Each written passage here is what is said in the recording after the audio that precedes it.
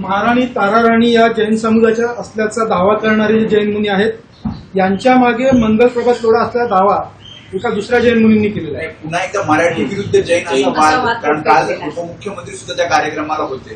तेव्हा महाराष्ट्राचे उपमुख्यमंत्री जे स्वतःला मराठी किंवा मराठा समजतात त्यांच्या उपस्थितीत महाराणी ताराबाई यांचा वंश आणि कुळ बदलण्याचा प्रयत्न केला आणि राज्याचे उपमुख्यमंत्री शिंदे यांनी त्याच्यावर साधा निषेध केला नाही. महाराणी ताराराणी या जैन असल्याचा साक्षात्कार काही जैन मुनींना झाला. त्यांना असं का वाटलं मला माहित नाही, कारण त्यांच्याकडे बहुतेक काही शूर पुरुष वगैरे किंवा शूर वीरांगना नसल्यामुळे त्यांना असं वाटलं असेल. महाराणी ताराराणी या छत्रपती शिवाजी महाराज त्यांचे धाकटे पुत्र राजाराम महाराजांच्या पत्नी. महाराणी ताराराणी ह्या हंबीरराव मोहित्यांच्या कन्या. सरसेनापती हंबीरराव मोहिते. हंबीरराव मोहिते हे शिवाजी महाराजांचे सरसेनापती होते, त्यांची ही कन्या. आणि या ताराराणीनं औरंगजेबाशी प्रचंड मोठी झुंज दिली. म्हणजे हंबीरराव मोहिते जैन होते का काय? हिंदू मराठा कुळात ताराराणीचा जन्म झाला आणि त्या शास्त्र धर्माला जागून त्यांनी हातात तलवार घेतली आपल्या राज्यासाठी आणि धर्मासाठी. पण आता संपूर्ण महाराष्ट्राचं एक प्रकारे वेगळ्या पद्धतीनं धर्मांतर करण्याचा प्रयत्न फडणवीस, शिंदे आणि सुनेत्रा पवारांच्या राजवटीत सुरू झालेला दिसतो. धर्मांतर विरोधी कायदा आणलेला ना आपण महाराष्ट्रात. म्हणजे ते गुलाम आहे. ते तुम्हाला धर्मांतर करता येणार नाही. तुम्ही आमच्या ताराराणीचं जबरदस्तीनं धर्मांतर करताय. त्याच्यावर ऍक्शन व्हायला पाहिजे मुख्यमंत्र्याकडून, डेप्युटी सीएम कडून. तुम्ही आमच्या हंबीरराव मोहितेच्या कन्येचं, सरसेनापती हंबीरराव मोहित्यांच्या कन्येचं, ताराराणीचं, छत्रपती राजारामाच्या पत्नीचं, झुंजार वीरांगना ताराराणीचं धर्मांतर करण्याचा अशा प्रकारे अधिकार तुम्हाला कोणी दिला? याच्या मागे काय षडयंत्र आहे?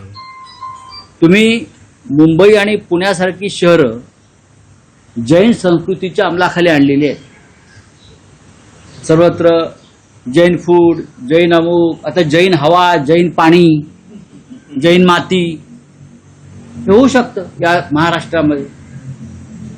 पण तुम्ही आमचे राजे महाराजे, सेनापती, महाराणी यांनाही तुम्ही परस्पर जैन ठरवायला लागला. म्हणजे तुमची ही विचारधारा आणि विकृती कोणत्या थराला गेलेली आहे? कुठे गेले आता सगळ्या मराठा संघटना? कुठे गेले ते मराठा अस्मितेचे आमचे सगळे सहकारी? ताराराणीविषयी जर अशा प्रकारची वक्तव्य धर्मांतर दाखवणारी होत असतील तर नुसता निषेध करून चालणार नाही. सगळ्यात आधी निषेध हा एकनाथ शिंदे यांचा व्हायला पाहिजे. ते तिकडे उपस्थित होते आणि त्यांनी तिथे साधा बरो काढला नाही. कदाचित त्यांना ताराराणी माहीत नसतात. त्यांनी ताराबेन ऐकलं असेल.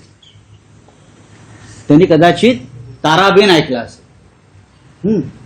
पण त्या ताराराणी आहेत महाराणी. शिंदेजी त्या महाराणी ताराराणी आहेत, लक्षात घ्या. हंबीरराव मोहित्यांची कन्या आहे ती. शूर हंबीरराव मोहिते आणि शूरवीर आणि राष्ट्र संरक्षक हे फक्त महाराष्ट्राच्या मातीतच जन्माला आले आणि ती सगळे अस्सल मराठी माणसं आणि मराठी वीरांगना होत्या. बोला. राव साहेब, या प्रकरणामध्ये सरकारनं तातडीनं जैन धर्मगुरू नयन पद्मसागर महाराज यांच्या विरोधात गुन्हा नोंदवला पाहिजे. का फडणवीसांना वाटत नाही की या तारा राणी संदर्भात अपमान झालाय म्हणून? मी कशाला सांगायला, त्यांना काय वाटतंय? आम्ही का सांगायला पाहिजे? एकनाथ शिंदेना का वाटत नाही? सुनेत्राताई पवारांना का वाटत नाही? आमच्या मनोज जरांगे पाटलांना का वाटत नाही? काय हे सगळ्यांना वाटलं पाहिजे. तुम्ही कायदा आणलाय ना धर्मांतर विरोधी वगैरे, काय धर्म स्वातंत्र्य. मग ह्या मुनी महाराजांना हे स्वातंत्र्य कोणी दिलं? की हंबीरराव मोहित्यांची कन्या महाराणी तारा राणीला परस्पर जैन म्हणून घोषित करण्याचं हा अधिकार दिला कोणी? आणि महाराष्ट्र सरकार हे शंडासारखं बघत राहिलंय. आता तुमचे मुख्यमंत्री येतील सांगायला हे खपवून घेणार नाही संजय राऊतांचं वक्तव्य वगैरे. नका घेऊ खपवून, माझ्यावर गुन्हा दाखल करा. मी बोलतोय हा मराठी माणसाचा, महाराष्ट्राचा, मराठा साम्राज्याचा अपमान. या विधानाच्या मागे राऊतसाहेब, या विधानाच्या मागे पण राऊत साहेब, राऊतसाहेब, या विधानाच्या मागे मंगल प्रभात लोढांचं नाव दुसऱ्या एका जैन म्हणून सांगितलं की ते या विधानाच्या मागे आहे. मी त्याच्यामध्ये पडणार नाही. मंगल प्रभात लोढांना तारा राणी माहिती आहेत का? इतिहास महाराष्ट्राचा माहिती आहे का? तारा राणी या स्वराज्यासाठी लढल्या, लोढा टॉवर उभारण्यासाठी लढल्या नव्हत्या किंवा ट्रम्प टॉवरला संरक्षण देण्यासाठी लढत नव्हत्या. त्यांच्या लोढा ट्रम्प टॉवर त्या हिंदू मराठा साम्राज्यासाठी तारा राणीचा संघर्ष होता. हे बहुतेक ह्यांना माहीत नसेल. बोला पुढे काय झालं, काय सांगलं? पण महापौर म्हणतात की त्यांच्या औषधामुळे माझा घशाचा आजार बरा झाला. चमत्कार कोणाच्या औषधामुळे? या गुरुदेवजींच्या धर्मगुरूंच्या औषधामुळे. असं आहे की खराच्या औषधामुळे सुद्धा अनेकांना बरं वाटतं. आता जाता जाता प्रश्न आहे, कोणाला कोणत्या औषधाने बरं वाटतं हा ज्याच्या त्याचा औषधाचा प्रश्न. एखाद्याच्या हाताला गुण असतो, एखाद्याच्या दुसऱ्या कुठल्या अवयवाला गुण असतो. हा.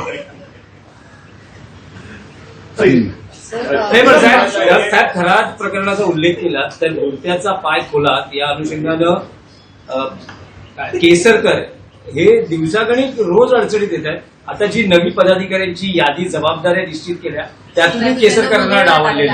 श्रीकांत शिंदे यांच्यावरती जबाबदारी देण्यात आली. कुठली? मुंबईची? मुंबई ठाणे अशी सगळी हा जबाबदारी त्यांच्या पक्षातला अंतर्गत विषय. नाही. काय आहे की त्यांनी असं सांगितलं की मी एकटाच नव्हे तर 39 जण जात होते आमदार. हो, त्यामुळे जास्त आणि त्यांच्या खिशात जी यादी आहे माझ्या माहितीप्रमाणे त्या 39 पैकी 33 लोक शिंदे गटाचे होते असं ते म्हणतायत. आता केसरकरांनी यादी बाहेर काढली पाहिजे ती.